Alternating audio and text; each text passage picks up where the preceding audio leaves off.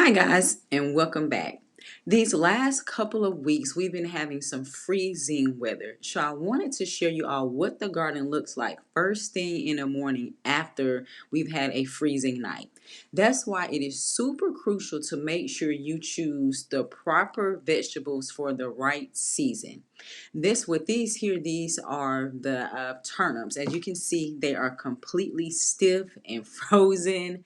Even the kale, you see it has the little crystals on it from the water and from the mist, and it's actually freezing. But the good thing about it is choosing these specific vegetables, the kales, the collards, the onions, the broccoli, and even the cauliflower. They are all winter tolerant plants, so they can handle the below freezing temperatures. True, you do not want them to stay below freezing, several days in a row. If you know that's going to happen, definitely try to cover them up. But for 1 or 2 days, they will be fine. Now, with the cauliflower, I planted these about maybe 3 weeks ago. And the first frost that we had, I think it really took them out because the top of the cauliflowers turned black. So my logic behind this is I know if it still has the cauliflower plant up top, it's still trying to push nutrients to that specific plant. But what I wanted to do is go in and cut off all of that dead and excess cauliflower. So hopefully with the leaves still green, it will produce another cauliflower head on each of the plants. And hopefully you guys stay track, and hopefully we'll be able to actually get some nice cauliflower this season. But I'm definitely going to keep track on it, and hopefully my theory is true and we'll actually get some cauliflower.